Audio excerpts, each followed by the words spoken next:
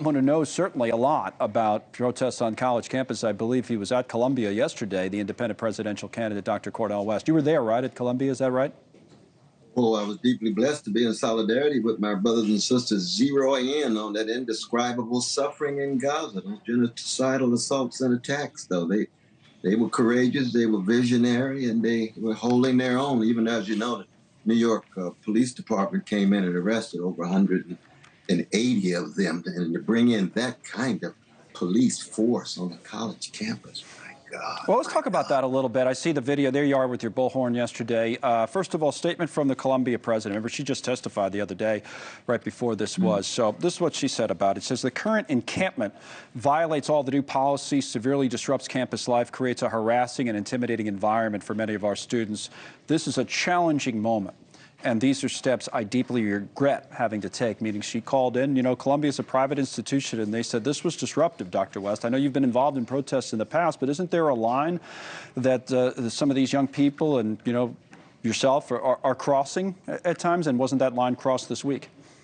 No, I mean, you can see that those peaceful students were in no way a clear and present danger. Not at all. They were siphoned off in front of the library. People could walk back and forth, and you had a number of people there trying to engage in what a university is supposed to be about, though, brother, which is Socratic dialogue. No, I get that. I mean, some of the Jewish students we interviewed and stuff, they said they didn't feel safe, you know? Well, I mean, there have been some ugly events with precious Jewish students, but to zero in simply on those and be in denial about an actual genocide taking place before our very eyes. And see, that's the problem. And I think the students also who were protesting were deeply upset with the failure of leadership of the president of Columbia. You know, she got there and you fire professors right on the spot because of pressure from politicians. That is about as anti-Socratic as you can get. That's the very anti-university spirit, or against every spirit of a university. So, right.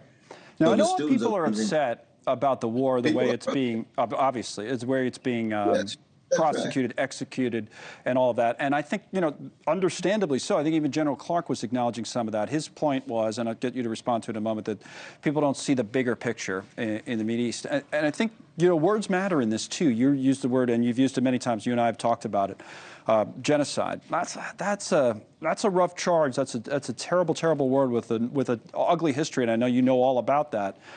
But where's the line between what's happening, where's, you know, maybe Israel needs to make some changes in the way it's going about it, but is it really a genocide? And if you use those types of words or an attempt at genocide, are you really helping the situation? Well, I mean, you got war crimes, you got crimes against humanity, you got crimes of genocide. But when you're talking about 15,000 precious Palestinians who have been babies who have been killed in 6 months, and over 35,000 innocent people who have been killed in 6 months, murdered in 6 months, that's a level of terrorism. And as you know, people don't want to talk about Israeli terrorism. But when you're killing innocent people, that's what terrorism is. Any group that kills innocent people are involved in terrorist activity. And when you have a level of terrorism coming at civilians, whatever you call it, it is evil. Well, speaking of terrorism, and I heard this at Columbia yesterday. If you were there, you probably did too. I don't know if everybody's doing it, but a bunch of these protesters saying things like, we're all Hamas. That was a quote. I said, we're all Hamas. I mean, Hamas is a terrorist organization. So you're saying we're all Hamas? I mean, really? No, I didn't hear it there. I was there for about 4 hours, brother. I didn't hear that. Well, there's a bunch of people. Let me just play it for you real quick. I'm not trying to play a gotcha thing on you, but I just want to tell me what you think of this. This was at Columbia. This was earlier in the week, which may be why, by the way, Dr. West, you didn't hear it yesterday, okay? So this was at that earlier protest. So anyway, let's listen for a second, but this was at Columbia earlier this week.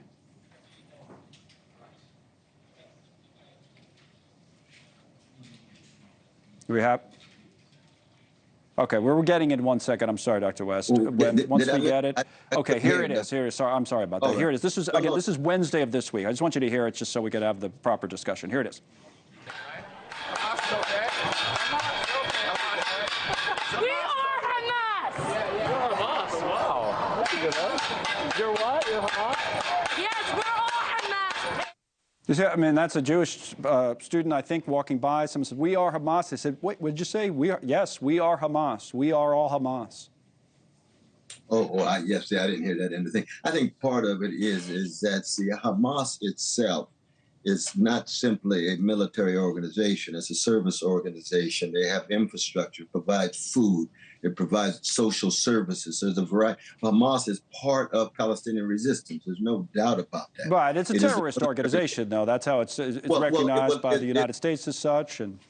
But I mean, the United States has no moral authority when it comes to this. But any organization that kills innocent people and innocent children, I think, is involved in murder. There's no doubt about it. But would you acknowledge that Hamas is a terrorist group? Well, I think Hamas is a counter-terrorist group. They're not a terrorist group. With terrorists, but it's counter-terrorist in terms of it's dealing with terror coming at it, and it decides to speak the same language of what's coming at it.